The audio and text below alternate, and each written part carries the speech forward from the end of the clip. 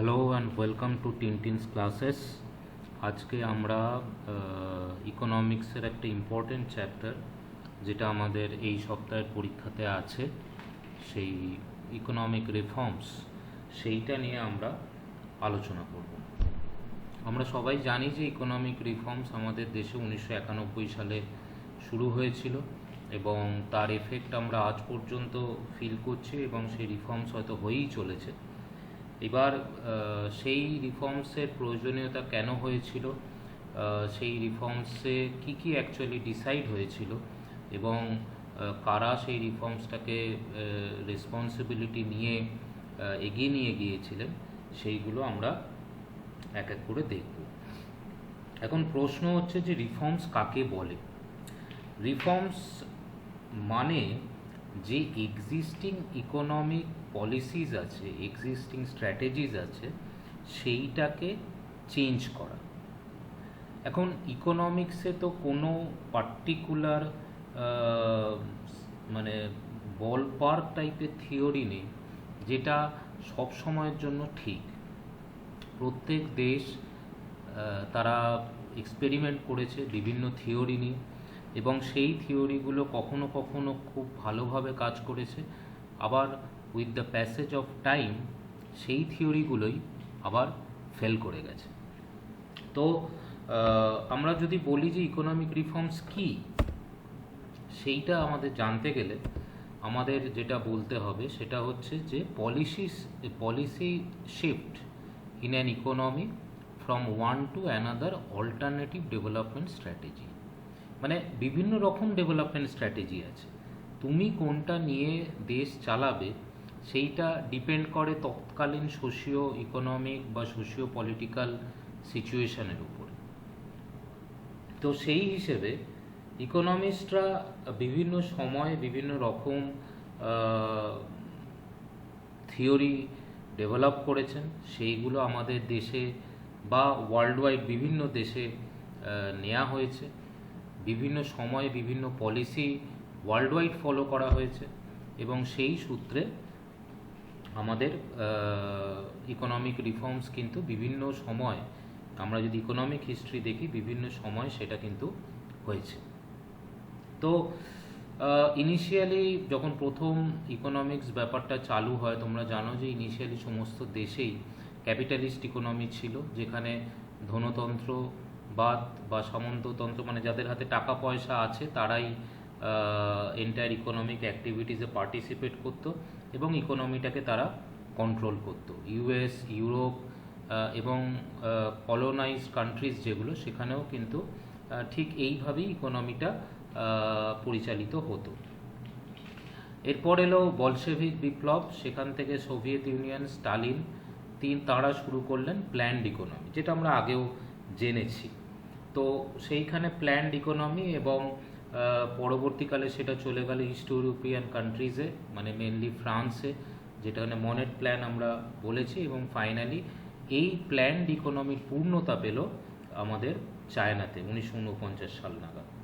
তো এইখানে একটা সেন্ট্রাল রোল গভর্নমেন্ট প্লে করতো এবং মেনলি তারা প্রোটেকশনিস্ট ইকোনমিতে ছিল, অর্থাৎ এরা চাইতো না যে বাইরের কোনো রকমের এফেক্ট, এক্সটার্নাল এফেক্ট তাদের ইকোনমিকে ডিস্টার্ব করুক। তো এইখানে ইম্পোর্ট সাবস্টিটিউশন বলে একটা কথা আছে, যেখানে বাইরের জিনিস না কিনে ঘরের মধ্যেই বানিয়ে নেওয়া, মানে ইম্পোর্টকে সাবস্টিটিউট করতে হবে। তো সেইটা একটা মেথড হিসাবে এখানে এই প্ল্যান্ড ইকোনমিগুলোতে ছিল। কিন্তু 70-এর দশকের শেষের দিকে এই যে প্ল্যান্ড ইকোনমি, তার যে গ্রোথ, সেই গ্রোথটা কিন্তু খুব একটা মানে স্যাটিসফ্যাক্টরি লেভেলে ছিল না ওয়ার্ল্ড ওয়াইড। মানে যে দেশগুলোতে প্ল্যান্ড ইকোনমি ছিল তাদেরও যে খুব হাই গ্রোথ হয়েছে সেরকমও কিন্তু ব্যাপার ছিল না। সেই জন্য 70-এর দশকের শেষের দিক থেকেই মানে অল্টারনেটিভ একটা ডেভেলপমেন্ট স্ট্র্যাটেজি নিয়ে আলোচনা চলছিল এবং এটাই আমাদের যে অল্টারনেটিভ ডেভেলপমেন্ট স্ট্র্যাটেজি, সেটাকেই ওয়াশিংটন কনসেনসাস বলা হয়। যেখানে মানে এটা কিন্তু নতুন কিছু ছিল না, এখানে মানে মানে পুরনো যে গল্পটা সেটাই নতুনভাবে নেওয়া হলো, যেটা অ্যাডাম স্মিথের কথা ছিল যে ইনভিজিবল হ্যান্ড কাজ করবে, ফ্রি মার্কেট, তো সেইখানে মিনিমাল রোল অফ গভর্নমেন্ট থাকবে, গভর্নমেন্ট প্রায় কিছুই করবে না, এভরিথিং উইল বি প্রাইভেটাইজড, এবং লিবারাল ইকোনমি হতে হবে, মানে তুমি কোনো বাউন্ডারি মেনটেন করতে পারবে না। তো যার কাছে ক্ষমতা আছে, যার যার প্রোডাকশান করার ক্ষমতা আছে বা যার পারচেস করার ক্ষমতা আছে, তারাই কিন্তু নিজেরাই প্রাইস ঠিক করবে। গভর্নমেন্ট থাকবে, গভর্নমেন্ট একটা পলিসি মেকিং বডি হিসাবেই শুধু থেকে যাবে, যাকে অ্যাডাম স্মিথ লেজে ফেয়ার আইডেন্টিটি তিনি বলছেন গভর্নমেন্টকে, যে গভর্নমেন্ট কিন্তু অ্যাক্টিভলি ইকোনমিতে পার্টিসিপেট করবে না, এবং growth will be determined by the private players. তো এইটা ছিল ওয়াশিংটন কনসেনসাস, এবং যেটা কিন্তু সেই সময় অনেকেই এই ওয়াশিংটন কনসেনসাসকে নিয়েছিল। সেখানে পুরোপুরি মানে সমস্ত গভর্নমেন্ট যে আইডেন্টিটিগুলো ছিল সেখান থেকে গভর্নমেন্ট বেরিয়ে আসে এবং সেগুলোকে প্রাইভেটাইজ করা হয়, লিবারালাইজ করা হয়। এবং এটা সবথেকে বেশি যেটা হয়েছিল ইউনাইটেড কিংডম, ইংল্যান্ডে, যেখানে সেই সময় তৎকালীন যিনি প্রধানমন্ত্রী ছিলেন মার্গারেট থ্যাচার, তিনি কিন্তু এটাকে মানে প্রচণ্ডভাবে ইমপ্লিমেন্ট করেছিলেন। তো এই যে আমরা আগে যেটা প্ল্যান্ড ইকোনমি ছিল, যেটা এসেছিল 1929 সালে গ্রেট ডিপ্রেশনের পরে, যেটা তোমরা আগেও জেনেছো, যে কেনেসিয়ান ইকোনমিক্স বলছে যে স্টেটের ইন্টারভেনশনটা জরুরি। তো সেই কেনেসিয়ান ইকোনমিক্স, তার আগে ছিল অ্যাডাম স্মিথ। অ্যাডাম স্মিথের ইনভিজিবল হ্যান্ড বলছে কি, যে মার্কেটকে ছেড়ে দিতে হবে এবং মার্কেটের মধ্যে ডিমান্ড সাপ্লাই নিজেরা মানে অ্যাডজাস্ট করে প্রাইসকে গভর্ন করবে। তারপর মানে প্রথমে অ্যাডাম স্মিথ, তারপর কেনেসিয়ান ইকোনমিক্স, এবং লাস্টে আমাদের Washington consensus, which is nothing but A modified version of Adam Smith only. তো যখন আমাদের 80-র দশক এলো, সেই সময় আমরা বা লেটার 80s আমাদের কাছে কিন্তু একটা ডিসিশন মেকিং ব্যাপার এলো, যে আমরা তো প্ল্যান্ড ইকোনমিতেই ছিলাম, তো আমরা এবার কি করব, ইন্ডিয়া এবার কি করবে, whether they should go for Washington consensus or something else.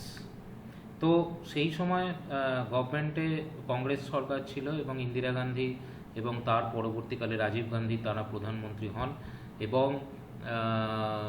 যে মেথডে বা যে পাথে তারা যায়, মানে সরকার যেটাতে যায়, সেটাকে আমরা বলছি mixed economy, which is basically A middle path from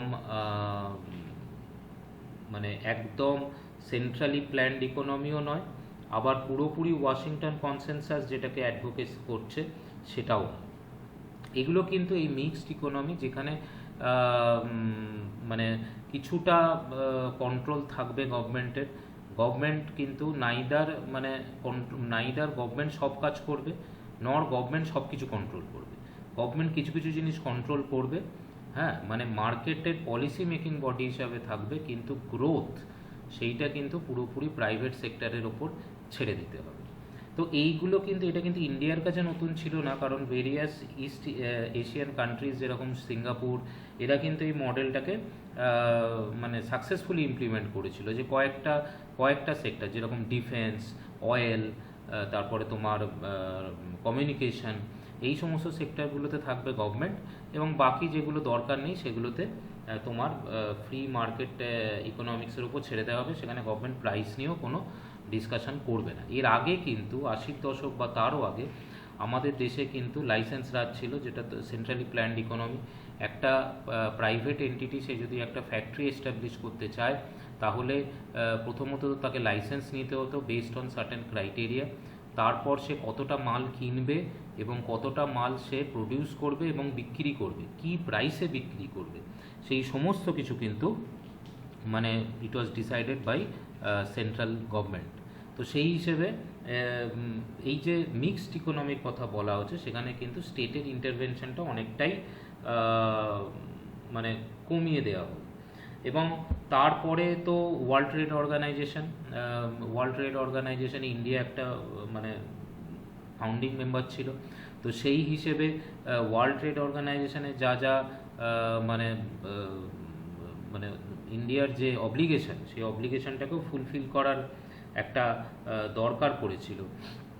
কিন্তু সমস্যা যেটা দাঁড়ালো সেটা হচ্ছে যে এই যে মিক্সড ইকোনমি, এবং এই মিক্সড ইকোনমিতে যে প্রাইভেট এন্টিটিকে গ্রোথের জন্য রেসপন্সিবল করা হচ্ছে এবং গভর্নমেন্ট বেসিক্যালি ওয়েলফেয়ার স্টেট এবং রেগুলেটর হিসেবে কাজ করবে, সেইখানে কিন্তু একটা মানে ডিলেমা চলে এলো। সেটা হচ্ছে যে স্টেট বা কমন পিপল তারা কিন্তু এই রিফর্মসে সবসময় এগেনস্টে, এবং যে কোনো ক্ষেত্রে রিফর্মসকে জেনারেলি প্রো রিচ আর অ্যান্টি পোর হিসাবে ধরা হয়।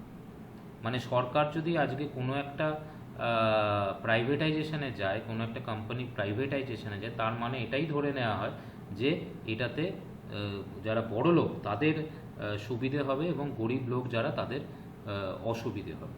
সেই জন্য যে কোনো মানে প্রো রিফর্ম গভর্নমেন্ট যদি হয় সেটা কিন্তু ইন্ডিয়াতে মানে পলিটিক্যাল ভার্ডিক্ট কিন্তু পাইনি। সেটা ম্যাচুরিটির অভাব বলা যেতে পারে, বা আমাদের পলিটিক্যাল ইনক্লিনেশনটা সেটারও একটা সমস্যা ছিল, এইটা কিন্তু আমাদের বলা যেতে পারে।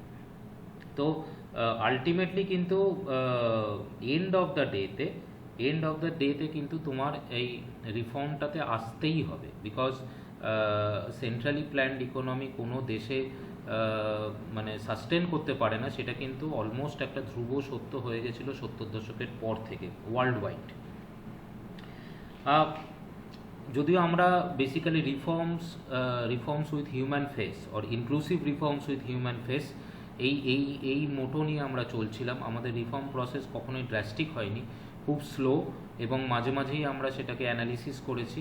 তো প্রসেসটা স্লো হওয়ার দুটো কারণ, একটা হচ্ছে আমরা খুবই ডিফেন্সিভ ভিউ নিয়েছি, আর দ্বিতীয়ত আমাদের পলিটিক্যাল সিস্টেম এটাকে একদমই সাপোর্ট করেনি, বরঞ্চ এটার এগেনস্টে থেকেছে। তো তার ফলে আমাদের গ্রোথ যেটা সেটাও কিন্তু ইয়ার অন ইয়ার গ্রোথ কিন্তু স্লোই ছিল। তো এখানে মেনলি আমাদের রিফর্মসের দরকার হলো কেন? রিফর্মসের দরকার যেটা হলো সেটা হচ্ছে যে 1991 সালের আগেই 1980 সাল থেকেই কিন্তু রিফর্মসটা শুরু হয়েছিল।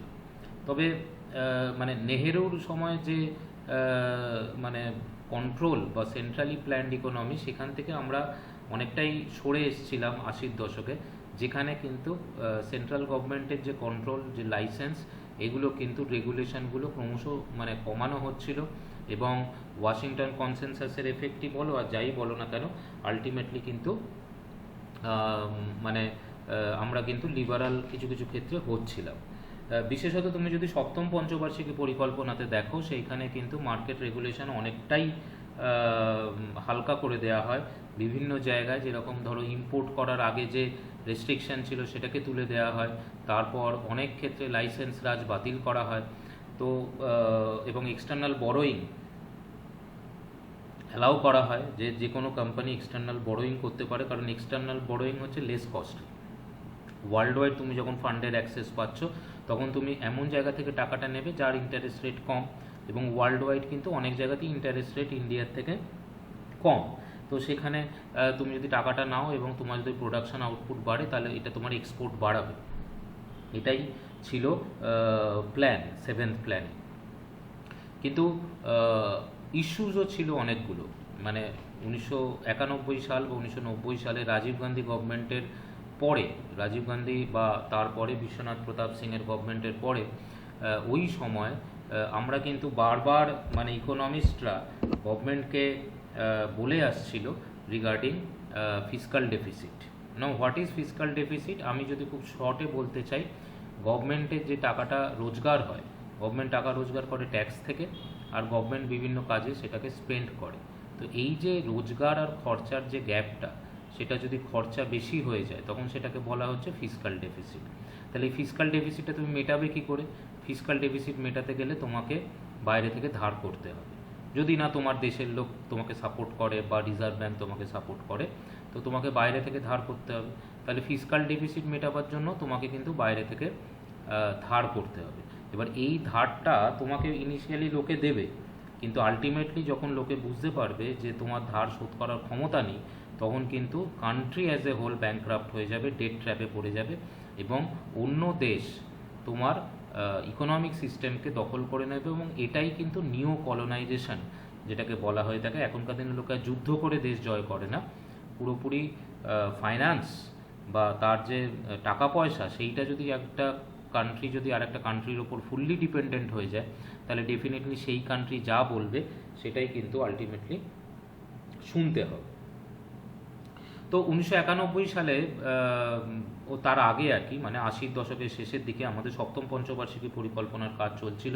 এই সময় তোমরা জানো যে টেকনোলজিক্যাল ইমপ্রুভমেন্ট, তারপরে মডার্নাইজেশন, এই সমস্ত জিনিসগুলো হয়েছিল আমাদের দেশে। কিন্তু এগুলো হচ্ছিল এক্সটার্নাল বরোয়িং করে, মানে বাইরে থেকে টাকা ধার করে। এর সাথে সাথে সেই সময় কোলাপস অফ সোভিয়েত ইউনিয়ন হয়, সোভিয়েত ইউনিয়ন ডিসইন্টিগ্রেট হয়ে যায়, যেটা ইন্ডিয়ার বিগেস্ট ট্রেডিং পার্টনার ছিল। তো সেই হিসেবে আমাদের এক্সটার্নাল যে কমার্স, বৈদেশিক বাণিজ্য, সেইটা অনেকটা কমে আসে। এর সাথে সাথে আরও কতগুলো ঘটনা একসাথে ঘটে যায়। এক তো হচ্ছে গভর্নমেন্টের করাপশান, সেটা বেরিয়ে আসে এবং সেই নিয়ে প্রচুর প্রচার হয়। বিশ্বনাথ প্রতাপ সিং, যিনি প্রথমে রাজীব গান্ধী গভর্নমেন্টের অর্থমন্ত্রী ছিলেন, পরে তাকে সরিয়ে প্রতিরক্ষা মন্ত্রী করা হয়। তো তিনি যেটা করলেন সেটা হচ্ছে যে মানে বিভিন্ন রকম, মানে প্রধানমন্ত্রী এবং অর্থমন্ত্রীর মধ্যে একটা বিরাট টাসল শুরু হয়। সেই সময় বোফোর্স মামলা, তোমরা জানো বোফোর্স মামলা কেলেঙ্কারি, যেখানে বলা হয়েছিল যে বিশাল টাকার লেনদেন হয়েছে এবং সরকারি টাকা দিয়ে, মানে যেটা অত টাকা দেওয়ার দরকার ছিল না, অনেক কম টাকাতে কিন্তু কামানগুলো কেনা যেত। মানে এরকম অনেক কথা, প্রচুর ডিবেট আছে এর ব্যাপারে, তো সেইটা আমরা পরে আসব। বাট মানে গভর্নমেন্ট মানি একদিকে যেমন ওয়েস্ট করা হয়েছে বলে অভিযোগ করা হয়েছে, তেমনি অন্যদিকে মডার্নাইজেশনের নামে বা টেকনোলজিক্যাল ইমপ্রুভমেন্টের নামে প্রচুর এক্সটার্নাল বরোয়িং করে ফিসকাল ডেফিসিটকে কিন্তু মারাত্মক রকমের ওয়াইড করা হয়েছে। তাহলে এইখানে আমি দেখলাম যে রিফর্মস ছিল অব্লিগেটরি। আমরা কিন্তু অন্যান্য দেশ যেরকম রিফর্মসটা নিজেদের ইচ্ছে করেছে, আমরা কিন্তু রিফর্মটা নিজেদের ইচ্ছে করিনি, আমাদের ওপর চাপিয়ে দেওয়া হয়েছে। ইন্ডাস্ট্রিয়াল গ্রোথ খুব হাই ছিল রাজীব গান্ধীর সময়, কিন্তু সেটা এই হায়ার ইন্ডাস্ট্রিয়াল গ্রোথটা ছিল, সেটা কিন্তু ছিল তোমার কস্টলি ইম্পোর্টের উপরে। হ্যাঁ, মানে অনেক নতুন নতুন মেশিন, কম্পিউটার, সেই সময় কম্পিউটারের একটা যুগ ছিল। তারপরে তোমার প্রত্যেক জায়গায় রাজীব গান্ধী যেটা চাইতেন সেটা হচ্ছে যে মডার্নাইজেশন। কিন্তু এই মডার্নাইজেশন আমাদের দেশের রেসপেক্টে নয়, মডার্নাইজেশন হবে বাইরে থেকে, বিদেশ থেকে জিনিসপত্র কিনে। সেটা তোমার সমস্ত ক্ষেত্রে, মানে পেট্রোলিয়াম ইন্ডাস্ট্রি থেকে শুরু করে, ডিফেন্স থেকে শুরু করে, এভরিথিং, স্টিল কোম্পানিজ যেগুলো ছিল, সব জায়গায় এটাই চাওয়া হতো। ব্যাংকিং, এইসব জায়গাতে মানে he wanted most modern equipments, most modern practices. তো ডেফিনেটলি মানে এর একটা খরচা আছে, সেই খরচাটা কিন্তু এক্সটার্নাল বরোয়িং করে আসতো। এবং যে সমস্ত ইন্ডাস্ট্রিগুলো সেই সময় টাকা পয়সাগুলো নিয়েছিল এবং তারপর যখন তারা আউটপুট বার করলো বা যে প্রোডাকশান তারা তৈরি করলো, সেটাকে কেনার মতো লোক কিন্তু ছিল না।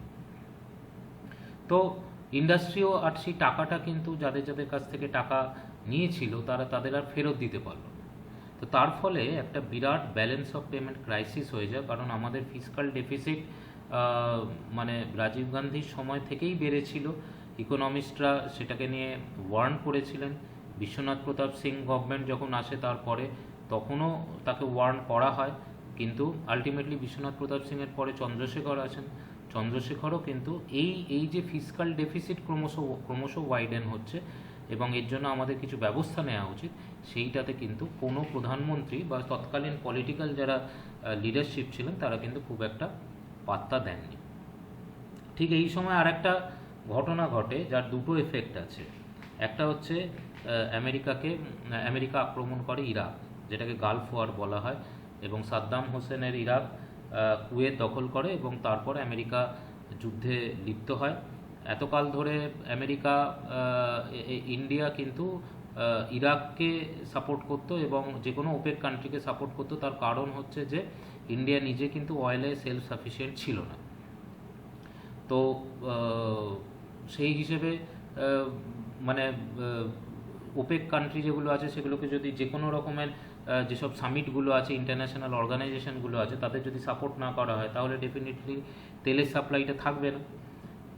তো সেই ক্ষেত্রে ইন্ডিয়া কিন্তু এই ইরাককে বিভিন্ন ইন্টারন্যাশনাল ফোরামে সাপোর্ট করতো। নাও আমেরিকা যখন ইরাকের সঙ্গে যুদ্ধে নামলো, তখন কিন্তু situation goat changed all together. তার কারণ হচ্ছে যে প্রথমত ইন্ডিয়ার যে অবস্থা ছিল সেইটা তো অলরেডি তারা খারাপ ছিল, এবং মানে বলা হয় এমন একটা অবস্থা হয়েছিল যে 1 মাসের মতো তেল কেনার পয়সা ছিল না। আমরা তেল কিনতাম ডলারে, এখনও কিনি, কিন্তু সেই ডলার রিজার্ভে কিন্তু ছিল না। তো সেই বিওপি ক্রাইসিসে আমাদের একমাত্র হেল্প করতে পারে ইন্টারন্যাশনাল অর্গানাইজেশন হিসেবে ওয়ার্ল্ড ব্যাংক বা আইএমএফ। এবার আইএমএফে ম্যাক্সিমাম কন্ট্রোল ছিল ইউএসের, এবং ইউএস যতক্ষণ না বলবে ততক্ষণ তো মানে এই অর্গানাইজেশনগুলো ইন্ডিয়াকে 1 পয়সা দেবে না। সুতরাং বাই ডিফল্ট ইন্ডিয়াকে কিন্তু আমেরিকাকে হেল্প করতে হলো। কিভাবে হেল্প করলো? আমেরিকা তাদের যে যুদ্ধজাহাজগুলো ছিল সেই যুদ্ধজাহাজগুলো ইন্ডিয়াকে একটা হল্টিং পয়েন্ট হিসেবে দাবি করে, যে ইন্ডিয়াতে আমরা ওখানে দাঁড়াবো এবং আমাদের যুদ্ধজাহাজে তেল ভরতে হবে, তেলের পয়সা আমরা দিয়ে দেবো, যাতে আমরা ইরাককে অ্যাটাক করতে পারি। এবং ইন্ডিয়ায় তৎকালীন যিনি অর্থমন্ত্রী ছিলেন তিনি কিন্তু সেটাতে রাজি হয়ে যান, যে মানে এছাড়া ইনফ্যাক্ট আর কোনো অপশানও ছিল না। তো গালফ ওয়ার যেটা হলো সেটা হতো তারটা একটা মানে আমাদের বৈদেশিক নীতিরও কিন্তু একটা প্যারাডাইম শিফট হয়েছিল। এবং মানে ইন্দিরা গান্ধীর সময় যেখানে আমরা সেলফ সাফিসিয়েন্ট বা আমেরিকার এগেনস্টে আমরা অপারেশন স্মাইলিং বুদ্ধা করেছিলাম, কিন্তু এই সময় এইটা করা কিন্তু তৎকালীন যে প্রধানমন্ত্রীরা ছিলেন তাদের পক্ষে সম্ভব ছিল না। তো স্পাইরালিং অয়েল প্রাইস অলরেডি ছিল, কারণ যুদ্ধ লেগেছিল, এবং আমাদের ফরেক্স রিজার্ভও ডিক্রিজ হয়ে যাচ্ছিল, কারণ একটা সময় যেটা বলছে যে মাসে 600 কোটি টাকা লাগতো তেল কিনতে, ওই যুদ্ধের সময় সেটা প্রায় 1400 কোটির কাছাকাছি চলে যায়। এবং এছাড়া আরেকটা ঘটনা ঘটেছিল, সেটা হচ্ছে এমার্জেন্সি ইভ্যাকুয়েশন, কারণ ওই জায়গায় সৌদি আরব বা মানে ওই ওই ওই ওই ওপেক কান্ট্রিজগুলোতে অনেক ইন্ডিয়ান চাকরি করতো। তো এই যুদ্ধ লাগার ফলে তাদেরকে এমার্জেন্সি ইভ্যাকুয়েশন করা হয় এবং তারা সবাই ইন্ডিয়াতে ফিরে আসে। তো তার ফলে তারা যে ফরেন কারেন্সিতে তারা যে রেমিটেন্স পাঠাতো ইন্ডিয়াতে, সেই রেমিটেন্সও কিন্তু বন্ধ হয়ে যায় হঠাৎ করে। তো অ্যাজ এ হোল ইন্ডিয়ার অবস্থা, ফাইন্যান্স কন্ডিশন, মেনলি ফরেক্স রিজার্ভ খুবই বাজে অবস্থায় চলে যায়। তো এই সময় আইএমএফ এগিয়ে আসে, এবং আইএমএফ এগিয়ে এসে বলে যে তারা লোন দেবে, এবং সেই লোন দিতে গেলে ওদের একটা সিস্টেম আছে। সেই সিস্টেমটা হচ্ছে এক্সটেন্ডেড ফান্ড ফেসিলিটি। হ্যাঁ, এক্সটেন্ডেড ফান্ড ফেসিলিটি অনুযায়ী সে এই বিওপি ক্রাইসিসে যদি কোনো কান্ট্রি পড়ে তখন আইএমএফ সেখানে লোন দিতে পারে। তবে এই লোন যখন দেবে সেটাতে কিন্তু কন্ডিশন থাকবে। কি কি কন্ডিশন? তাহলে এবার এই কন্ডিশনগুলোর কিন্তু কোনো রকম ফিক্সড ব্যাপার নেই, এটা হচ্ছে কান্ট্রি টু কান্ট্রি ভ্যারি করবে তাদের মানে তৎকালীন কন্ডিশনের উপর। তো আইএমএফ এখানে 4টে কন্ডিশন বলেছিল, এই কন্ডিশনগুলো তোমাদের মনে রাখতে হবে। এটা আমি DIEE ডাই বলে আমি শর্ট ফর্ম আগেই বলেছি, যারা পুরনো স্টুডেন্ট তারা জানো। ডি মানে হচ্ছে ডিভ্যালুয়েশন অফ রুপি, ডিভ্যালুয়েশন করা হয়েছিল রুপিকে, প্রথমে 21 টাকা পার ডলার কমিয়ে দেওয়া, তারপর আবার 27 টাকা পার ডলার, মানে দুবার করে ডিভ্যালুয়েশন করা হয়। তারপর হচ্ছে যে ইম্পোর্ট ট্যারিফ যেটা আছে, মানে কোনো জিনিসকে আমাদের দেশে ঢোকাতে গেলে যে ইম্পোর্ট ডিউটি দিতে হবে সেইটাকে ড্রাস্টিক্যালি রিডিউস করতে হবে। সুতরাং ইম্পোর্ট ট্যারিফের DI। এবার ইম্পোর্ট ট্যারিফ কমালে কি হবে? ইম্পোর্ট ট্যারিফ কমালে হু হু করে বিদেশি জিনিস আমাদের দেশে ঢুকবে, রাইট? আর তারপর হচ্ছে এই যে ইম্পোর্ট ট্যারিফটা যদি কমিয়ে দেওয়া হয় তাহলে মানে লাভ বলতে যেটা হবে, মানে ক্ষতি বলতে যেটা হবে সেটা হচ্ছে ইন্ডিয়া কাস্টমস ডিউটি পাবে না। সেই ক্ষেত্রে যেটা হবে সেটা হচ্ছে যে সেইটাকে সেট অফ করার জন্য বলা হলো তুমি এক্সাইজ ডিউটি বাড়াতে পারো। এক্সাইজ ডিউটি হচ্ছে তোমার স্টেট বর্ডার তুমি যদি ক্রস করো তখন যে ডিউটিটা নেওয়া হয় সেটাকে বলে এক্সাইজ ডিউটি। সুতরাং এক্সাইজ ডিউটি তুমি বাড়াবে, ইম্পোর্ট ডিউটি তুমি কমাবে। সুতরাং তোমার ফরেন যে গুডসগুলো সেই গুডসগুলো কিন্তু ইন্ডিয়ান মার্কেটে কম্পিটিটিভ হবে। আর লাস্ট এটা হচ্ছে তোমার expenditure, government expenditure in any case তোমাকে কমাতে হবে। সুতরাং এই 4টে কন্ডিশন যদি মানা হয় তখন তোমার IMF লোন দেবে।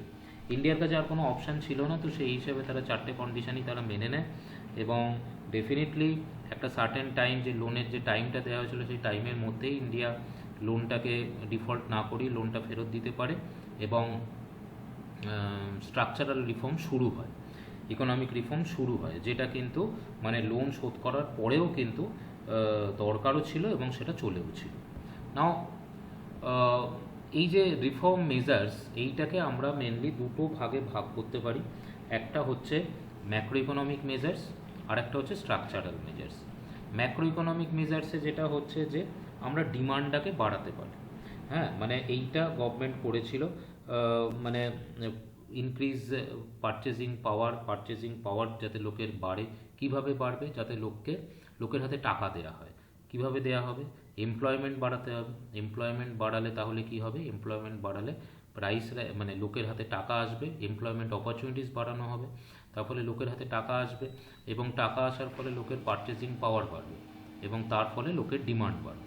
ঠিক আছে, এইটা যে ছিল তোমার ম্যাক্রো ইকোনমিক মেজার, যেটা আমরা ম্যাক্রো ইকোনমিক টার্মসেই বলছি। আর সবথেকে ইম্পর্টেন্ট যে পার্টটা ছিল সেটা ছিল স্ট্রাকচারাল মেজার্স। এইটা নিয়ে কিন্তু আগে কখনো ইন্ডিয়া প্র্যাকটিস করেনি। তো এই তিনটে যে জিনিস, এলপিজি বলা হয় শর্টে, লিবারেলাইজেশন, প্রাইভেটাইজেশন এবং গ্লোবালাইজেশন, এই তিনটে স্ট্রাকচারাল মেজার সম্পর্কে তোমাদের একটু কিন্তু ডিটেলসে জানতে হবে। এর উপকার ছিলেন মনমোহন সিং। ইনফ্যাক্ট এই এন্টায়ার পলিসিটাকেই মানে ডিফাইন করেছিলেন মনমোহন সিং এবং সেই সময় ভারত সরকারের প্রধানমন্ত্রী ছিলেন নরসিমহা রাও, সেই জন্য এটাকে রাও মনমোহন পলিসি বলা হয়। তো আমরা এগুলো এক এক করে দেখব। What is লিবারেলাইজেশন? বেসিক কনসেপ্টটা তোমাদের জানতে হবে। সেটা হচ্ছে যে লিবারেলাইজেশন মানে হচ্ছে যে স্টেটের কন্ট্রোল থাকবে না, মুক্ত করে দিতে হবে সব কিছু। মানে যেখানে প্রথমেই একদম ক্লাসিক্যাল ইকোনমিক্স, অ্যাডাম স্মিথের ইনভিজিবল হ্যান্ড কাজ করবে, মার্কেটকে ফ্রি করতে হবে এবং গভর্নমেন্ট অ্যাজ এ রেগুলেটর থাকবে, কিন্তু কোনো রকম প্রাইস বা যে সমস্ত মাইক্রো ইকোনমিক ভেরিয়েবলগুলো আছে সেইগুলোতে কিন্তু কোনো রকমভাবে সে ম্যাক্রো ইকোনমিক যে ভেরিয়েবলগুলো আছে সেগুলোতে কিন্তু কোনো রকমভাবে ইন্টারফেয়ার করতে পারবে না। এটা মার্কেট যেভাবে ডিফাইন করবে সেভাবেই চলবে। এইটা কিন্তু 70-এর দশক 80-র দশকে ইউরোপ এবং ইউএসএ অলরেডি চলে এসেছিল। তো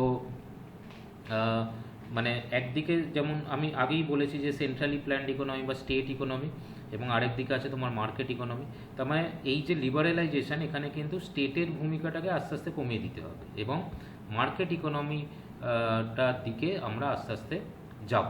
কিন্তু এই মার্কেট ইকোনমির দিকে যখন যাব তখন কিন্তু তার মানে এটাই দাঁড়াচ্ছে যে যার কাছে বেশি টাকা থাকবে সেই কিন্তু মার্কেটে ডমিনেট করবে। সুতরাং তার মানে কি এটা ক্যাপিটালিস্ট ইকোনমি হয়ে গেল ইন্ডিয়া? না, সেটা কিন্তু হলো না। তার কারণ হচ্ছে ইন্ডিয়া কিন্তু এক তো হচ্ছে যে এই এন্টায়ার ইকোনমিক রিফর্মস প্রসেসটা স্লো ছিল, দ্বিতীয়ত গভর্নমেন্ট কিন্তু কন্ট্রোল এবং রেগুলেশন এই জিনিসগুলো গভর্নমেন্ট কিন্তু করবে বলে ঠিকই করলো। ঠিক আছে, এটা কিন্তু পুরোপুরি ফ্রি মার্কেটে ছেড়ে দেওয়া হলো না। হ্যাঁ, মানে মার্কেটের হাতেই সব কিছু, গভর্নমেন্ট কিছুই করবে না সেইটা কিন্তু না। গভর্নমেন্ট প্রত্যেকটা মানে মেজর যে সেক্টরগুলো ছিল সেখানে কিন্তু রেগুলেটর বসালো এবং সেইখানে তারা মানে গভর্নমেন্ট কোনো পার্টিসিপেট করলো না, প্রাইভেট প্লেয়াররাই রইল, কিন্তু মানে গভর্নমেন্ট মানে total rule of the game সেটাকে সেট করে দিল। তো লিবারেলাইজেশনকে আমাদের ডিরেকশন অফ রিফর্মস বলা হয়, তার কারণ এটা রিফর্মসটা কোন দিকে যাচ্ছে সেটাকে ডিফাইন করে।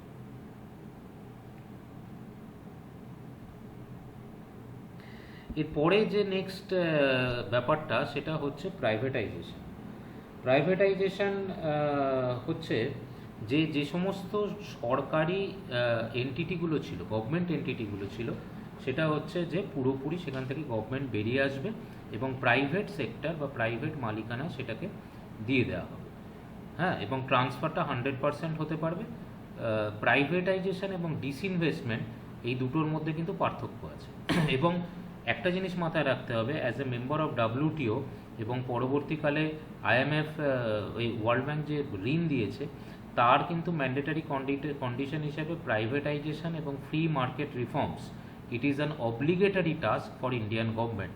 এটা কারোর ভালো লাগতে পারে, কারোর ভালো নাও লাগতে পারে, যে সরকারি কোম্পানির বেসরকারিকরণ করা হচ্ছে, তাতে এই হচ্ছে তাই হচ্ছে, কিন্তু এটা আলটিমেটলি কিন্তু মানে ইকোনমিক্সের এটা একটা কিন্তু গোল, এটা করতেই হবে, আদারওয়াইজ কিন্তু there is no way to grow. মানে যেহেতু আমাদের গভর্নমেন্টের যে মানে সেট আপ এবং গভর্নমেন্টের যা অব্লিগেশন, সেইখানে মানে এফিশিয়েন্টলি ব্যবসা চালানো বা এফিশিয়েন্টলি প্রফিট মেক করা, কারণ গভর্নমেন্টের অবজেক্টিভ আলাদা। তোমরা ম্যাক্রো ইকোনমিক্সে গভর্নমেন্টের অবজেক্টিভ দেখেছো, মাইক্রো ইকোনমিক্সে সাপ্লায়ারের অবজেক্টিভ দেখেছো। সাপ্লায়ারের অবজেক্টিভ হচ্ছে profit making, only one and only objective হচ্ছে প্রফিট মেকিং। এটা ইকোনমিক্স যারা পড়েছো, যারা আজকে বিসিএস পরীক্ষা দিচ্ছ, তারা সবাই জানো।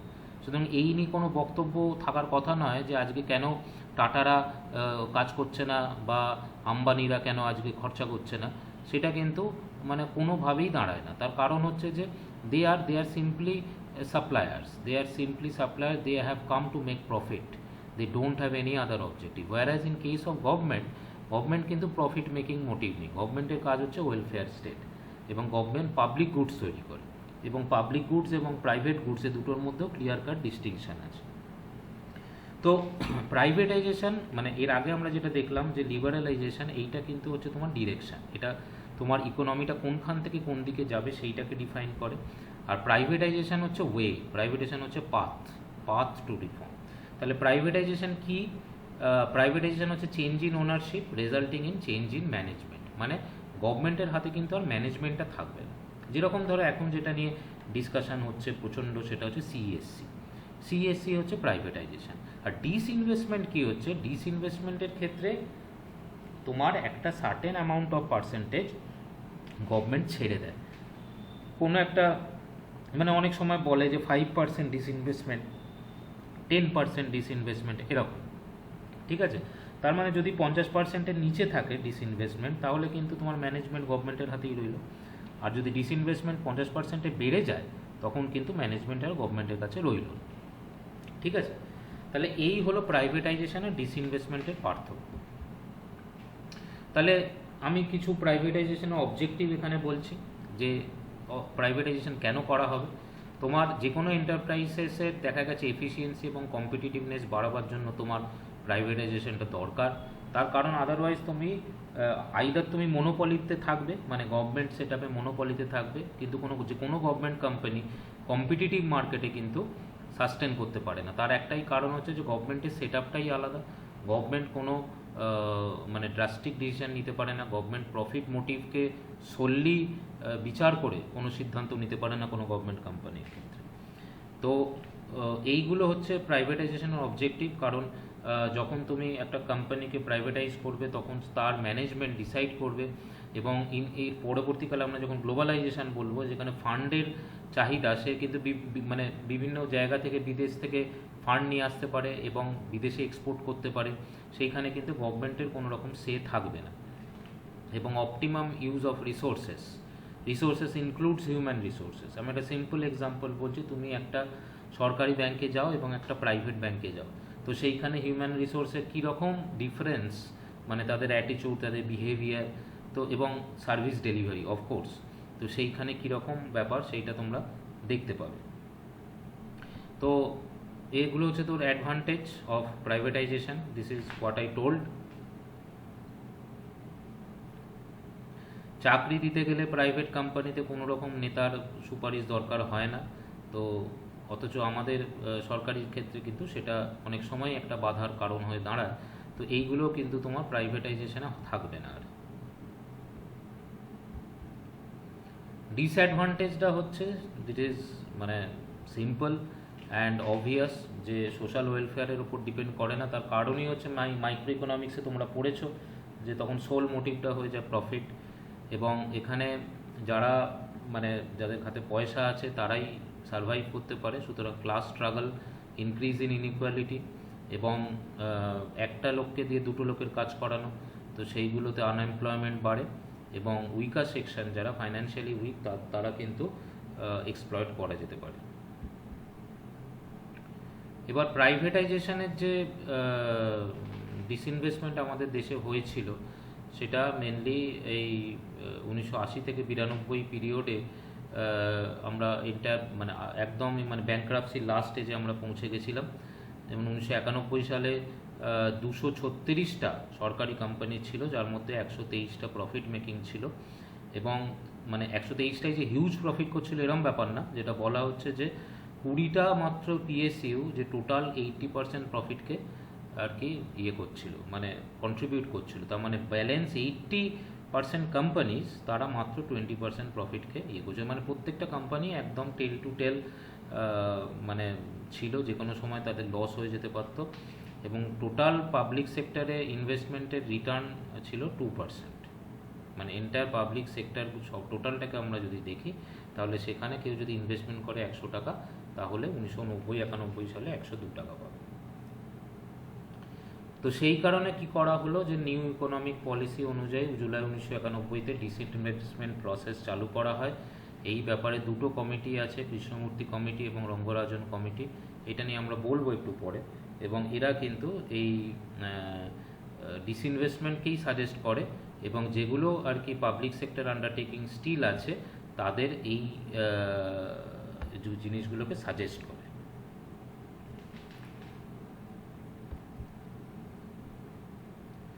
উনিশশো 1996 সালে আবার একটা কমিশন তৈরি করা হয়, রামকৃষ্ণ কমিশন বলা হয়। এবং এটাও ডিসইনভেস্টমেন্টের জন্যই আর কি করা হয়েছিল। এটা যদিও এই কমিটির রিপোর্ট রিজেক্ট করা হয়েছিল, তো এরাও কিন্তু বলেছিল যে এটাকে মানে বিভিন্ন পোর্শনে ডিসইনভেস্টমেন্ট করতে হবে। 1991 সালে গভর্নমেন্ট একটা আলাদা ডিপার্টমেন্টই তৈরি করে এই ডিসইনভেস্টমেন্টের জন্য। এবং এই ডিসইনভেস্টমেন্ট কমিটি 2001 সালে আবার নতুন করে তৈরি করা হয়। এবং এই মানে প্রত্যেকটা কমিশন যখন তৈরি করা হয়েছে তখন কিন্তু এটাই মানে সেই কমিশনগুলো রিপোর্টে এসেছে যে ডিসইনভেস্টমেন্টটা খুব জরুরি, আদারওয়াইজ মানে it will not be able to they will not be able to survive. আমরা একটা কেস স্টাডি করতে পারি এই সূত্রে এয়ার ইন্ডিয়াতে। এয়ার ইন্ডিয়ার একটা কেস স্টাডি আছে, তোমরা জানো রিসেন্টলি এয়ার ইন্ডিয়াকে ফুললি প্রাইভেটাইজড করে দেওয়া হয়েছে বাই গভর্নমেন্ট অ্যানাউন্সমেন্ট। তো 2013 সালের এর যে স্ট্যাটাসটা সেইটা আমরা তুলে ধরেছি। ঠিক 2013 সালে যখন আমাদের এভিয়েশন সেক্টর ওপেন হয়, তো সেই সময় এতিহাদ, সিঙ্গাপুর এয়ারলাইন্স বা এয়ার এশিয়া এরা কিন্তু সেই সময় সিভিল এভিয়েশনে ঢোকার চেষ্টা করছিল, এবং আমাদের সোল পাবলিক সেক্টর কোম্পানি ছিল এয়ার ইন্ডিয়া। এবং তোমরা যারা ফ্লাইটে যাতায়াত করেছো সেই সময় জানো যে এয়ার ইন্ডিয়ার সার্ভিস ডেলিভারি কী পরিস্থিতিতে ছিল। তো Air India huge loss run করছিল। তো সেই লস রিকভার করার জন্য ওরা 5খানা তাদের এরোপ্লেন তারা এতিহাদকে বেচে দেয়, এবং 2000 কোটি টাকার লোন তাদের দরকার ছিল ব্যাংক থেকে। এবং গভর্নমেন্ট বলেই দিয়েছিল যে তারা আর লোন দিতে পারবে না, তারা টাকা দিতে পারবে না, তারা স্যালারি দিতে পারবে না। তো এবার ওদের যে ম্যানেজমেন্ট তারা মানে এয়ার ইন্ডিয়ার যিনি ডিরেক্টর ছিলেন তারা বলেছিলেন তোমরা নিজেরা ভাই ব্যাংক থেকে লোন নিতে যদি পারো তো খুব ভালো। তো এত টাকা কোত্থেকে, সমস্যা এক তো হচ্ছে যে বিশাল একটা তাদের হায়ারার্কিয়াল সিস্টেম ছিল, এমন পজিশনে লোক বসেছিল তাদের কোনো দরকার ছিল না। এবং তেল কোম্পানির কাছে প্রচুর ডিউ ছিল, কারণ যেহেতু সরকারি কোম্পানি তো সেই হিসেবে তেলের পয়সা পরেও দিতে পারে। এবং যেটা দেখা গেছে 2012 সালে লস অফ 2300 crore, আর 2013-তে সেটা খানিকটা কমে হয় 18 কোটি টাকা। তো প্রশ্নটা সেই সময় দাঁড়িয়েছিল যে এয়ার ইন্ডিয়াকে কি প্রাইভেটাইজ করা উচিত না উচিত না। এবার এটার দুটো ভিউ আছে, এক হচ্ছে যে এক দল বলবে যে প্রাইভেটাইজ করা উচিত, আর এক দল বলবে না। তো তোমাদের যারা শুনছো তারাও মানে তাদের মধ্যেও ডিভিশন অফ ওপিনিয়ন আছে। বাট আলটিমেটলি 2018 সালে এটা 2017 সালে এটাকে প্রাইভেটাইজ করা হয়। 2021 সাল অবধি যদিও গভর্নমেন্ট বলেছিল যে $6.5 বিলিয়ন দেবে এয়ার ইন্ডিয়াকে, কিন্তু প্রেজেন্ট গভর্নমেন্ট মানে যখন বলেছিল তারপরে গভর্নমেন্ট চেঞ্জ হয়, এবং সেই সময় FRBM অ্যাক্ট অনুযায়ী যে ফিসকাল ডেফিসিটের উপর একটা লাগাম দেওয়া হয়েছিল, তো সেই কনসলিডেশন সেই সময় তৎকালীন অর্থমন্ত্রী চিদম্বরম তিনি কিন্তু তার বাইরে যেতে চাননি। এবং এটাও প্রশ্ন হয়েছিল যে যেখানে গভর্নমেন্ট হেলথ সিস্টেমের জন্য পয়সা খরচা করতে পারছে না, বা অন্যান্য যে মানে এসেনশিয়াল যে ইনফ্রাস্ট্রাকচার, যেমন তোমার এডুকেশনাল ইনফ্রাস্ট্রাকচারের পেছনে টাকা নেই, তো সেইখানে গভর্নমেন্ট একটা এয়ারলাইন্স কোম্পানি রান করার কোনো মানে হয় না। মানে যেখানে একটা প্রাইভেট সেক্টর অপারেট করতে পারে, যেখানে প্রাইভেট সেক্টর থাকতে পারে, তো সেইখানে গভর্নমেন্টের মানে ইন্টারভেনশন ইজ নট ডিজায়ার্ড। তো এটাই হচ্ছে প্রাইভেটাইজেশনের মূল বক্তব্য। আজকের দিনেও প্রাইভেটাইজেশন নিয়ে প্রচুর ডিবেট হচ্ছে, but I should expect that you should debate rationally and you need to understand the ultimate long term objective of the country. তো এরপর আর একটা জিনিস যেটা তোমাকে জানতে হবে সেটা হচ্ছে globalisation. It is nothing but the goal. গ্লোবালাইজেশনে আলটিমেটলি আসতেই হবে, এবং ইন্ডিয়া বিভিন্ন সময় গ্লোবালাইজড ইকোনমিতে পার্টিসিপেট করার জন্য, যাতে যেখানে তোমার কোনো ট্রেড ব্যারিয়ার থাকবে না, যেখানে তোমার মানে তুমি মানে ইম্পোর্ট করতে গেলেও তোমাকে কোনো রকম ডিউটি দিতে হবে না, এক্সপোর্ট করতে গেলেও ডিউটি দিতে হবে না, এবং তুমি একটা ফ্যাক্টরি যখন এস্টাবলিশ করবে, তুমি তোমার ল্যান্ড, লেবার, ক্যাপিটাল যে কোনো জায়গা থেকে, ওয়ার্ল্ডের যে কোনো জায়গা থেকে নিতে পারো, সেখানে কোনো রেস্ট্রিকশন থাকবে না, which is the concept of globalisation, which is the ultimate goal of economic reforms. আমরা এখনও সেই রিফর্মসে আমরা পৌঁছতে পারিনি, but this is the goal. So তোমার যেটা বুঝতে পারলে সেটা হচ্ছে যে liberalisation it is the objective, লিবারালাইজেশনটা হচ্ছে তোমার ডিরেকশন, প্রাইভেটাইজেশনটা হচ্ছে পাথ, আর গ্লোবালাইজেশনটা হচ্ছে তোমার গোল। তো আমাদের দেশে যদি আমরা রিফর্মসটা দেখি, আমাদের দেশে 1991 সাল থেকে রিফর্মসটা চালু হয়। আমি আগেই বলেছি রাও মনমোহন গভর্নমেন্টে সেটাকে পড়ে, এবং সেই সময় মাইনরিটি গভর্নমেন্ট ছিল, এবং তোমরা জানো যে এইগুলোকে পাশ করাতে গিয়ে মানে পুরো ক্রেডিটই কিন্তু মনমোহন সিং এবং নরসিমহা রাও তৎকালীন প্রধানমন্ত্রীর ছিল।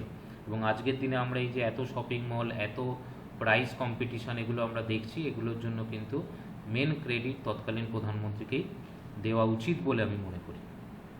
তো 2000 সালের পরে একটা সেকেন্ড জেনারেশন অফ রিফর্মস বলে একটা চালু হয়, সেই জন্য 1991 থেকে 2000 সাল পর্যন্ত এই সময়টাকে বলা হয়েছিল ফার্স্ট জেনারেশন রিফর্মস।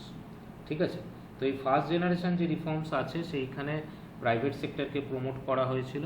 প্রাইভেট সেক্টরে যে মানে যে সমস্ত রিজার্ভেশন পলিসিগুলো আছে, যেরকম ধরো তোমার তুমি এর থেকে বেশি ইম্পোর্ট করতে পারবে না, বা এই জিনিসগুলো, এগুলোকে রিল্যাক্স করা হয়। অনেক কোম্পানি, অনেক সেক্টরকে লাইসেন্সিংয়ের আওতা থেকে বার করে দেওয়া হয়। এমআরটিপি লিমিট সেটা পুরোপুরি অ্যাবলিশন করা হয়, এবং এনভায়রনমেন্ট লজ খুব সিম্পল করে দেওয়া হয়, যাতে যে কোনো জায়গাতেই লোকে ফ্যাক্টরি করতে পারে। ডিসইনভেস্টমেন্ট প্রসেস স্টার্ট হয়, এবং যেগুলো পাবলিক সেক্টর ইউনিট ছিল সেখানে কর্পোরেটাইজেশন, কারণ আইএমএফের একটা কন্ডিশন ছিল যে গভর্নমেন্ট এক্সপেন্ডিচার রিডিউস করতে হবে, তো এক্সপেন্ডিচার রিডিউস করতে গেলে তোমাকে কিন্তু এফিশিয়েন্ট হতে হবে, তো সুতরাং কর্পোরেটাইজেশনটাও শুরু হয়। এক্সটার্নাল সেক্টরের রিফর্মস যেগুলো ছিল সেটা হচ্ছে ইম্পোর্ট রেস্ট্রিকশনটাকে তুলে দেওয়া হয়, ফ্লোটিং এক্সচেঞ্জ রেটে আমরা যাই, যেটা তুমি সেই সময় আমি এর আগে যে গোল্ড স্ট্যান্ডার্ডের যে ইয়েটা যে মানে ডকুমেন্টটা তৈরি করেছি সেখানেও বলেছি, এবং ফুল কারেন্ট অ্যাকাউন্ট কনভার্টিবিলিটি অ্যালাউ করা হয়, এবং পলিসি সেই দিকেই ডিনোট করে যেখানে এফডিআই এবং এফআইআই অ্যালাউ করা হয়, মানে এনকারেজ করা হয়। তোমরা জানো যে রিটেলে এফডিআই ধীরে ধীরে অ্যালাউ করা হয়, ইনিশিয়ালি প্রচণ্ড অপোজিশন হয়েছিল, কিন্তু আস্তে আস্তে কিন্তু এফডিআই ইন রিটেল অ্যালাউড হয়। এবার ফেরা যে একটা ছিল সেটাকে রিপ্লেস করে আসে ফেমা, এবং এখানে ফরেন এক্সচেঞ্জ ম্যানেজমেন্ট অ্যাক্টে অনেক জিনিস আছে যেগুলোকে ফেরাতে, যেটা থেকে আর কি মানে ইয়ে ছিল, রেস্ট্রিকশন ছিল, সেগুলোকে বাদ দেওয়া হয়। ব্যাংকিং সেক্টরে প্রচুর রিফর্মস হয়, ইন্স্যুরেন্স সেক্টরে রিফর্মস হয়, ট্যাক্স রিফর্মস হয়, ট্যাক্স প্রভিশনকে সিম্পলিফাই করা হয়, যাতে ইন্ডিভিজুয়াল মানুষ নিজে নিজেই ট্যাক্স দিতে পারে, সেইটাকে এনশিওর করা হয়। ব্রড বেস মানে ট্যাক্স রেটটাকে কমিয়ে যাতে লার্জার পপুলেশনকে ট্যাক্সের আওতায় নিয়ে আসা যায়, সেইটার চেষ্টা করা হয়, এবং যাতে লোকে ট্যাক্স ফাঁকি না দিতে পারে সেইটার জন্য ইভেশন চেক করার জন্য এখন যেটা ই ফাইলিং, আধার সিডিং, এই সমস্ত জিনিসগুলো তোমার সেই সময় থেকেই কিন্তু কনসেপচুয়ালি চালু হয়ে গেছিল। এইভাবে গভর্নমেন্ট যেটা চায় সেটা হচ্ছে government will act as a regulator, আর প্রাইভেট সেক্টরের দায়িত্ব হবে গ্রোথকে জাস্টিফাই করা। তো এটাই কিন্তু ultimately moving towards market driven economy, বা যেটাকে আমরা বলছি গ্লোবালাইজেশন সেই দিকে যাওয়ার জন্য।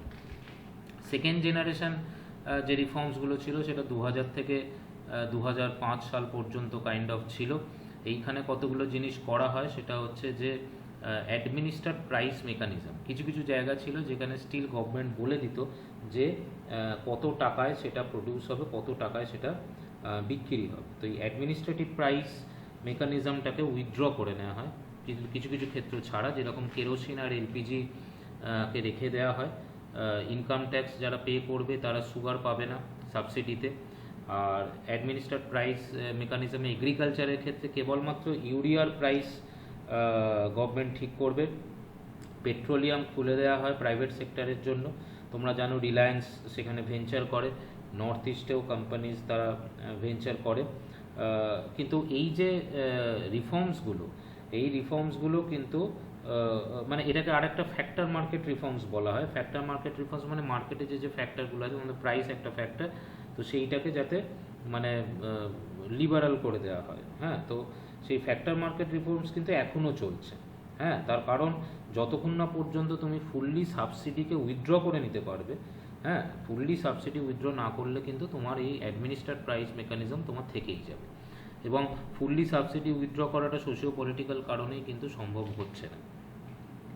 তাহলে এছাড়া পাবলিক সেক্টর রিফর্মস হয়েছে। পাবলিক সেক্টর রিফর্মসে মানে পাবলিক সেক্টরগুলোকে অনেক অটোনমি দেওয়া হয়েছে, যেরকম তারা ইন্টারন্যাশনাল টাই আপ করতে পারে, যে কোনো রকমের নতুন প্রজেক্ট নিতে পারে, ডিসইনভেস্টমেন্ট করতে পারে। গভর্নমেন্টের রোল সীমিত থেকে গেছে কন্ট্রোলার থেকে ফেসিলিটেটারে পরিবর্তিত হয়েছে। মানে কোনো একটা কাজে যাতে গভর্নমেন্ট সবসময় সাহায্য করতে পারে সেই রোলটাতে এসছে। লিগাল সেক্টরেও অনেক রকম চেঞ্জ হয়েছে। এটার সঙ্গে যদিও ইকোনমিক রিফর্মসের কোনো সম্পর্ক নেই, তা সত্ত্বেও আমাদের যে পুরনো যে আইনগুলো ছিল, আইপিসি বলো, সিআরপিসি বলো বা লেবার লস বলো, সেগুলো যাতে মডার্ন জেনারেশনের সাথে মডার্ন যে রিফর্ম প্রসেস তার সাথে যাতে ঠিক মানে ইন পারলেস থাকে, তা সেই হিসাবে করা হয়েছে। লিগাল সেক্টরে করা হয়েছে। ক্রিটিক্যাল এরিয়া কিছু আছে গভর্নমেন্টের যেখানে এই মানে এই সেকেন্ড জেনারেশন পিরিয়ডে অনেক রিফর্মস করা হয়েছে, যেরকম এগ্রিকালচার বা তোমার টেলিকম সেক্টর বা এডুকেশন সেক্টর। তো এই যে এন্টায়ার যে রিফর্ম হয়েছে, সেইখানে চারটে জিনিস আমরা দেখতে পাচ্ছি যেটা কিন্তু আমরা রিফর্মস প্রসেসে আমরা জোর দিচ্ছি। প্রথমটা তো আগেই বলেছি যে স্টেট রোল। স্টেটের রোল কিন্তু মানে ইম্পর্টেন্ট হিসাবে ধরা হয়েছে। এখানে স্টেট বলতে আমি মানে রাজ্যের কথা বলছি। রাজ্যের কিন্তু একটা ইম্পর্ট্যান্ট রোল হয়েছে, যেখানে বলা হচ্ছে যে মানে এখানে কিন্তু মানে সমস্ত যে নতুন স্টেপ নেওয়া হবে রিফর্মসের, সেগুলো কিন্তু সেগুলো মানে ইমপ্লিমেন্ট করার দায়িত্ব স্টেটের। সেন্টার থাকবে ডেফিনেটলি, সেন্টার সাপোর্ট দেবে, বাট স্টেটকে দেওয়া হলো দায়িত্ব মেনলি সেই রিফর্মটাকে ইমপ্লিমেন্ট করা। ফিসকাল কনসলিডেশন মানে এক্সটেন্সিভ এক্সটার্নাল লোন না নেওয়া, এবং এফআরবিএম অ্যাক্ট তোমরা জানো সেই সময় 2003 সালে হয়েছিল, এবং এর ফলে মানে কতটা ফিসকাল ডেফিসিটে আমি রান করতে পারবো তার একটা লিমিট বেঁধে দেওয়া হয়। মানে এর থেকে বেশি আমরা ফিসকাল ডেফিসিটে যাব না, বা এর থেকে বেশি আমরা এক্সটার্নাল বড়োই করব না। যে ট্যাক্স ইনকামটা হচ্ছে গভর্নমেন্টের, সেটার যাতে মেজরিটি পোর্শন যাতে স্টেটের কাছে যায়, তো সেইটা নিয়েও মানে সেটা ক্রমশ বাড়ানো হতে থাকে, এবং সেটা ক্রমশ বেড়েছে যত রিফর্মস পিরিয়ড এগিয়েছে। এবং ফোকাস অন সোশ্যাল সেক্টর মানে এডুকেশন, হেলথ কেয়ার, এইগুলোর ওপর যাতে আরও বেশি করে জোর দেওয়া যায়, সেটাও কিন্তু আমাদের রিফর্মসে আমরা মানে সেটার উপর ফোকাস করেছি। তোমরা দেখেছো যে 2002 সালে আবার এগ্রিকালচারের দিকে ফোকাস করা হয়েছিল, নাফসা এসছিল যাতে সাধারণ মানুষ খেতে পায়, এবং প্রচুর সোশ্যাল সেক্টরের স্কিম নেওয়া হয়েছে, এনআরএইচএম এসছে, আরও অনেক কিছু এসছে, এবং প্রত্যেকটা স্টেট তাদের নিজের মতো করে স্কিম নিয়ে এসছে। এবং এই যে সোশ্যাল সেক্টরটা যেটাতে পারফর্ম করাই হচ্ছে স্টেটের দায়িত্ব, যার ফলে স্টেটকে ওয়েলফেয়ার স্টেটের ভূমিকা পালন করতে হয়, সেইখানে ফোকাসটাও এই রিফর্মস পিরিয়ডেই বেড়েছে। থার্ড জেনারেশন রিফর্মসে ইনক্লুসিভ গ্রোথের ওপর জোর দেওয়া হয়েছে, যেরকম ধরো তোমার Aadhaar enable transfer, direct benefit transfer, যাতে ডাইরেক্টলি ব্যাংক মানে বেনিফিশিয়ারির অ্যাকাউন্টে টাকা ঢুকে যায়। তারপর পঞ্চায়েত বডি যেগুলো, সেগুলোকে আরও স্ট্রেনথেন করা হয়েছে। গ্রাম পঞ্চায়েতের হাতে প্রচুর টাকা দেওয়া হয়েছে, যাতে তারা একদম গ্রাসরুট লেভেলে কাজ করতে পারে। তো এইটা থার্ড জেনারেশন রিফর্মস। আমরা এবার ইন্ডাস্ট্রিয়াল পলিসি 91 যেটা হয়েছিল সেইটা নিয়ে আমরা একটু চট করে দেখে নেব। সেটা হচ্ছে যে 1991 সালে ব্যালেন্স অফ পেমেন্ট ক্রাইসিসের সাথে সাথে গভর্নমেন্ট যেটা রেকগনাইজ করলো সেটা হচ্ছে যে পোভার্টি এবং আনএমপ্লয়মেন্টটা অনেক বেড়ে গেছে এবং একটা ডেমোক্রেটিক সোশ্যালিস্টিক কান্ট্রি তৈরি করতে হবে। হ্যাঁ, এবং ইন্ডিয়া একটা আইসোলেটেড কান্ট্রি না, ইন্ডিয়া ওয়ার্ল্ড ইকোনমির সাথে থেকেই তাকে থাকতে হবে, কারণ আমাদের দেশে তো আর সব কিছু পাওয়া যায় না। আমাদের দেশে মানে অনেক কিছুই আছে যেগুলো আমাদের বাইরে থেকে ইম্পোর্ট করতে হয়, এবং আমাদের সেই এবিলিটিটা থাকা দরকার, আমাদের সেই পরিমাণ ফরেন এক্সচেঞ্জ থাকা দরকার যে যাতে আমরা বাইরের ইম্পোর্টের পয়সাটা সঠিক সময়ে আমরা পেমেন্ট করতে পারি। এর সাথে সাথে আমাদের ইন্ডিজিনিয়াস ক্যাপাবিলিটি বাড়াতে হবে। তো এই তিনটে জিনিস গভর্নমেন্ট বুঝেছিল। তাহলে সেই জন্য যেটা দরকার সেটা হচ্ছে একটা পলিসি ফ্রেমওয়ার্ক, যেটা তোমার মানে মানে ইন্ডিজিনিয়াস যে ইন্ডাস্ট্রি আছে সেটাকে তোমার বাড়াবে, মানে সেটার গ্রোথ হবে, কারণ এটাই কিন্তু আলটিমেটলি প্রাইভেট সেক্টর এবং এটাই তোমার আলটিমেটলি গ্রোথ ইঞ্জিন হিসেবে কাজ করবে। এবার এই ইন্ডাস্ট্রিয়ালাইজেশন পদ্ধতিটাকে ইনক্লুসিভ হতে হবে, সেটা যেমন মানে আমাদের দেশের যত ব্যাকওয়ার্ড এরিয়া আছে সেইখানেও কিন্তু মানে তাদেরকে ইনসেন্টিভ দিয়ে সেখানে ইনস্টিটিউশন ইনফ্রাস্ট্রাকচার তৈরি করে সেটাকেও কিন্তু ইন্ডাস্ট্রিয়ালাইজেশনের মধ্যে নিয়ে আসতে হবে। এবং মোর ইম্পর্টেন্টলি শুধুমাত্র লার্জ স্কেল ইন্ডাস্ট্রি নিয়ে কথা বললে হবে না, এমএসএমই যাতে ডেভেলপ করে, কারণ মেজরিটি একটা পোর্শন আমাদের দেশে কিন্তু এমএসএমইর ওপর ডিপেন্ড করে। তো এমএসএমই যাতে ফ্লারিশ করে সেই জন্য কিন্তু তাদের এফিসিয়েন্সি যাতে বাড়ে তার জন্য প্রপারলি ট্রেনিং দেওয়া, তাদের টেকনোলজি যাতে তারা ইমবাইব করতে পারে সেইটা যাতে দেখা, এটাও কিন্তু ইন্ডাস্ট্রিয়াল পলিসির একটা লক্ষ্য ছিল। যেখানে যেখানে ফরেন ইনভেস্টমেন্ট দরকার বা টেকনোলজি দরকার সেইখানে সেটাকে নিতে হবে, নিয়ে যাতে আমরা এমন প্রোডাকশান করতে পারি যেটা আমার গ্লোবাল মার্কেটে যে প্রোডাক্টটা কম্পিটিটিভ হবে, যার ফলে আমার এক্সপোর্ট বাড়বে। ঠিক আছে, এবং কোনো সেক্টরে মোনোপলি রাখা যাবে না, কারণ মোনোপলি তোমরা মাইক্রো ইকোনমিক্সেও পড়েছো, it is an inefficient system. So যেখানে অ্যাবসলিউট নেসেসারি, যেরকম তোমার মিলিটারি অপারেশন বা মানি প্রিন্টিং, এই সব জিনিসগুলো ছাড়া গভর্নমেন্ট কিন্তু ফ্রি মার্কেট ইকোনমির দিকে চায়। তো গভর্নমেন্ট যেটা এনশিওর করবে যে পাবলিক সেক্টর 1956 সালে যে ইন্ডাস্ট্রিয়াল পলিসি রেজলিউশন হয়েছিল সেই অনুযায়ী কাজ করবে এবং ইনোভেট করবে, এবং ন্যাশনাল ইম্পর্টেন্সে যেগুলো এরিয়াগুলো সেগুলোতে স্ট্র্যাটেজিক এরিয়াগুলো সেখানে লিড করবে। এবং এই কাজ করতে গেলে ইন্ডাস্ট্রিয়াল পলিসিতে যেটা বলা হলো সেটা হচ্ছে যে লেবার এবং মানে যারা আর কি ফ্যাক্টরিতে কাজ করছে তাদের ওয়েলফেয়ারের দায়িত্ব পুরোপুরি নেবে, সেই অনুযায়ী রুলস অ্যান্ড পলিসিস বানাবে, এবং লেবারকে তোমার ম্যানেজমেন্টের পার্ট করতে হবে। হ্যাঁ, তো তাদেরকে কোঅপারেটিভ তৈরি করতে হবে, যেগুলো এখন একদমই মানে রুলস হয়ে গেছে, মানে অ্যাক্টও এসে গেছে। তো এইটা হচ্ছে যে এমন ইন্ডাস্ট্রিয়াল পলিসি তৈরি করতে হবে যাতে ইন্টারনাল যে প্রাইভেট ইন্ডাস্ট্রিগুলো আমাদের দেশে সেইগুলো যাতে গ্রোথ ইঞ্জিন হিসাবে কাজ করে। এক তো তাদের আউটপুট বাড়ে, তাদের প্রোডাকশান যেন একদম মডার্নাইজড হয়, সেখানে যারা কাজ করছে তারা যেন একটা সাস্টেনেবল স্যালারি পায়, এবং তার ফলে তাদের পারচেজিং পাওয়ার বাড়ে, এবং আলটিমেটলি এই সাইকেলে যাতে দেশের গ্রোথ হয়। তো এটাই ছিল ইন্ডাস্ট্রিয়াল পলিসির লক্ষ্য। তার উদ্দেশ্যে গভর্নমেন্ট কী করলো সেইটা আমরা দেখব। তাহলে কি করলো, 5খানা জায়গা ছিল, সেটা হচ্ছে ইন্ডাস্ট্রিয়াল লাইসেন্সিং, যেগুলো আগে ছিল, ফরেন ইনভেস্টমেন্টে আমাদের রেস্ট্রিকশান ছিল, ফরেন টেকনোলজি এগ্রিমেন্ট আমরা করতাম না, পাবলিক সেক্টর নিয়ে কিছু পলিসি তৈরি করলো, এবং এমআরটিপি অ্যাক্টে কিছু কাজ করলো। তো সেগুলো কি করলো আমরা দেখতে চাই যদি, তাহলে দেখব যে ইন্ডাস্ট্রিয়াল লাইসেন্সিংয়ে যেটা বলা হলো যে বেশিরভাগ ক্ষেত্রেই কিন্তু এই লাইসেন্সিংয়ের যে রিকোয়ারমেন্টটা সেটাকে অ্যাবলিশ করে দেওয়া হলো। ঠিক আছে, 18টা ক্যাটেগরি ছাড়া তোমার বাকি সবগুলোতে লাইসেন্স লাগবে না ইন্ডাস্ট্রি সেট আপ করতে গেলে। হ্যাঁ, এবং স্মল স্কেল সেক্টরকে রিজার্ভ করে রাখা হলো এবং সেখানে অনেক রকম প্রোটেকশন দেওয়া হলো। এফডিআই 51%, এবং তোমরা জানো যে রিটেল, যেটা আমি বলছিলাম যে আরও অনেক জায়গাতে তোমার ফরেন ইনভেস্টমেন্ট বাড়ানো, ফরেন ইনভেস্টমেন্টের পার্সেন্টেজ যেটা সেইটা বাড়ানো হলো, যার ফলে এই টাকাগুলো কাজে লাগে সেই সমস্ত সেক্টরগুলো, যে সমস্ত প্লেয়ার্সরা আছে তারা যাতে মডার্নাইজড হয়, তাদের আউটপুট বাড়ে এবং তাদের প্রোডাক্ট যেন ইন্টারন্যাশনাল মার্কেটে কম্পিটিটিভ হয়। ফরেন টেকনোলজিক্যাল এগ্রিমেন্ট, সেইগুলো অটোমেটিক অ্যাপ্রুভাল রুটে চলে এলো এবং হাই প্রায়োরিটি ইন্ডাস্ট্রিতে যাতে এগুলো তাড়াতাড়ি যাতে পাস হয়ে যায় সেইটা চেষ্টা করা হলো।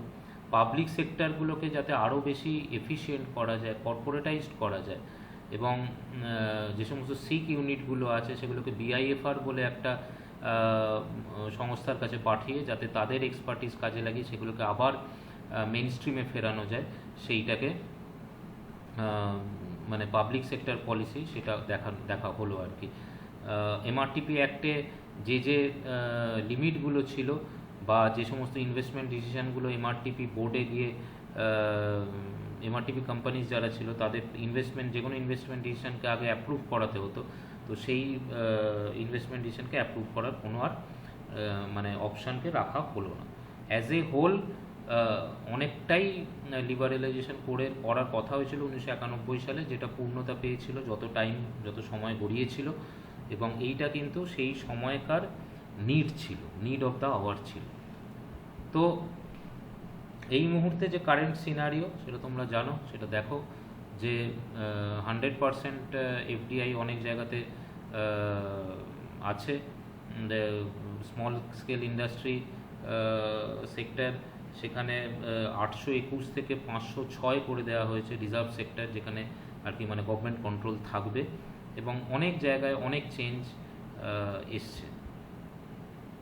জিডিপি গ্রোথ আমরা যদি দেখি 1991 সালে ইন্ডিয়ার জিডিপি গ্রোথ আউট নাম্বার করে দিয়েছে ওয়ার্ল্ডের জিডিপি গ্রোথকে, এবং যদি সঠিক পলিসি, কয়েকটা জায়গায় গ্লোবাল স্লোডাউনের জন্য আমাদের ইকোনমি অ্যাফেক্টেড হয়েছে, বাট আদারওয়াইজ আমরা কিন্তু আমাদের যে জিডিপি গ্রোথ সেইটা কিন্তু আমাদের ওয়ার্ল্ডের অ্যাভারেজ যে জিডিপি গ্রোথ তার থেকে অনেক বেশি হয়েছে 1991 সালের পর থেকে। এবং এর জন্য কিন্তু আমি আবার বলছি যেটা, যে তৎকালীন যে গভর্নমেন্ট ছিল তারা যদি এই বোল্ড ডিসিশনটা না নিত তাহলে কিন্তু আমাদের এই মানে এই পরিস্থিতিতে আজকে আমরা থাকতাম না। এইটা দেখতে পারো রেট অফ গ্রোথ, আমি একটা টেবিল বানিয়েছি যেখানে বিভিন্ন জায়গার বিভিন্ন সেক্টরের যে গ্রোথ 2005-06 থেকে 2009-10, এটা তোমরা একটুখানি দেখে নিতে পারো। এটা মানে just for your information, there is nothing great to remember this. Contribution different sector 1991-92 সালে যখন মানে এই নিউ রিফর্ম শুরু হয় এবং তার মোটামুটি বছর 15 বাদে কি অবস্থা সেটা তোমরা দেখো, যে এগ্রিকালচার ছিল 31.3%, যেটা কমে যায় 18.5%-এ, এবং সার্ভিসেসটা মোর দ্যান 50% হয়ে যায় আর কি। এটা ছিল তোমার, এটাই আমাদের পলিসি ডেস্টিনেশন ছিল। যে কোনো সার্ভিস, যে কোনো মানে ইকোনমিতে সার্ভিস ইন্ডাস্ট্রি আলটিমেটলি তোমার গ্রোথ ইঞ্জিন হিসেবে কাজ করে। তাহলে ইন্ডাস্ট্রিয়াল পলিসি কী কী জিনিস করেনি সেইটাই এখানে আমি লিখেছি। ইন্ডাস্ট্রিয়াল পলিসি কিন্তু প্রাইস কন্ট্রোল করার কথা বলে না বা কোয়ান্টিটি কন্ট্রোল করার কথা বলে না, এবং একটা পার্টিকুলার লোকেশনেরও কথা বলে না। এটা ইনক্লুসিভ রিফর্ম, মানে ইরেসপেক্টিভ অফ জিওগ্রাফি। হ্যাঁ, তো পাবলিক সেক্টরকে বাদ দেওয়ার কথাও বলে না, পাবলিক সেক্টরও থাকবে, পলিসি বডি থাকবে, রেগুলেটরি বডি, সার্ভিস, পাবলিক সেক্টরকেও এফিশিয়েন্ট হতে হবে। Policy body, regulatory body, service, এগুলো নিয়ে কিন্তু খুব একটা বাড়াবাড়ি করা ইন্ডাস্ট্রিয়াল পলিসি সেটা বলে না। ইন্ডাস্ট্রিয়াল পলিসি মানে ফেসিলিটেটরের কাজ করে।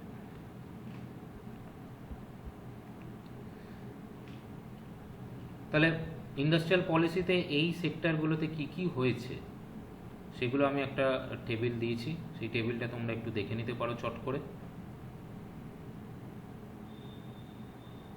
So this is in short economic reforms in India which started in 1991 and we are still enjoying the benefit of it. Thank you so much for being with me. If you like our video, then please subscribe youtube.com/tintinsclasses অথবা যদি আমাদের হোয়াটসঅ্যাপে যে গ্রুপটা আছে সেখানে join করতে চাও সেখানে আমাকে পার্সোনালি মেসেজ করতে পারো। সেখানে তোমাদের যদি কোনো ডাউট থাকে বা তোমরা মক টেস্ট যদি দিতে চাও তোমরা ইনক্লুড হতে পারো। Thank you.